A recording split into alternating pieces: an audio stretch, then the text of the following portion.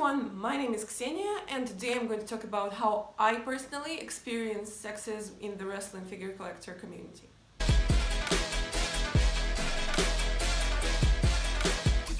Just a little bit of a disclaimer. This video is not to whine or moan or anything or to paint me as a victim. It's just to give you a bit of an insight into my personal first-hand experience and to tell you that sexism does very much exist in the wrestling community in all parts of it. Recently, I have peaked on the internet. I can just quit, I can delete my Instagram, I can delete my Twitter now because I have been reposted by Ringside Collectibles. I'll put the picture somewhere here.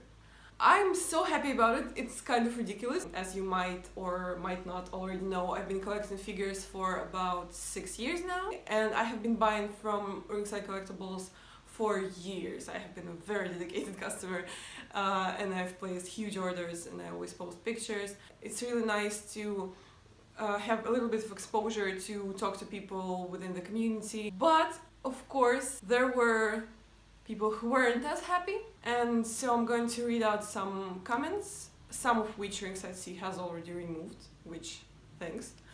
And I'm going to voice some opinions. The library is open. At WWF_the Ultimate Classic says, "Dang, all the money and time I put into this fake community and I never get a plug from RS.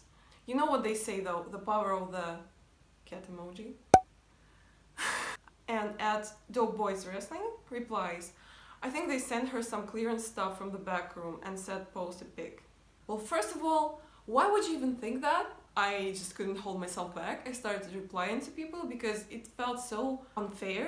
So I felt invalidated and I felt like I needed to reply and I needed to justify myself, which in the first place I shouldn't have to. Let's break this down. The rule of life is you can never get exposure, you can never get famous, so to speak, if you're not doing something that you love. When I started my collection, I was in my mid-teens, and I never really intended to make it something public for that matter. It was just something that I was doing for my own enjoyment, and I still do. I love WWE so much, and it felt like one of the easiest and one of the most pleasant ways to bring a piece of it into my everyday life.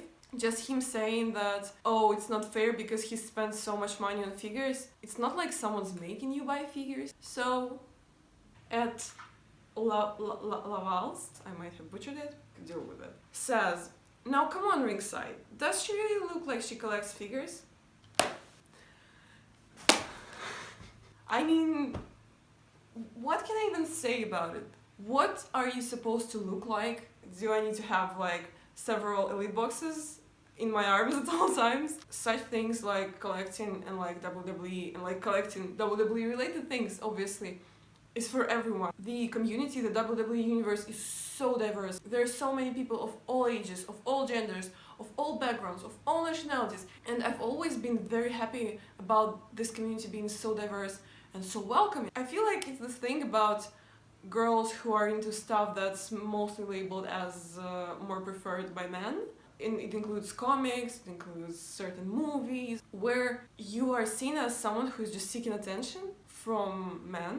Why would they be seeking attention from men by collecting wrestling figures if these men react like that? And of course there were nice comments, of course there were people saying they like my hair, there were people saying I'm pretty, which is all amazing, but the situation is there and it happens not only to me, it happens to many female wrestling fans that I know. When their experiences and their knowledge and their passion for the industry are undermined just because they are girls or just because they look a certain way. I wasn't going to talk about sexism in the wrestling community in the WWE universe on the whole because it's a whole other story, it's a whole other rant, it's a whole other video, but I just want to give one example because I feel like I'm on the part of the spectrum where I'm labeled as like a pretty girl, which is not necessarily an objective opinion at all, being someone who likes to dress nice, who likes to put a lot of makeup on. I'm kind of perceived as this kind of a bimbo type girl, a poser gamer girl, you know, but in terms of wrestling, that is like there to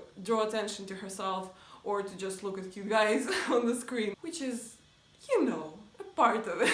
Anyway, so I'm going to give an example of the other part of the spectrum. Just today I saw a tweet from a girl. So her ad on Twitter is 4696 Monocro. Shout out to her. She's from Japan, but she's currently living in the US. And she's been posting pictures with Japanese wrestlers to her feed.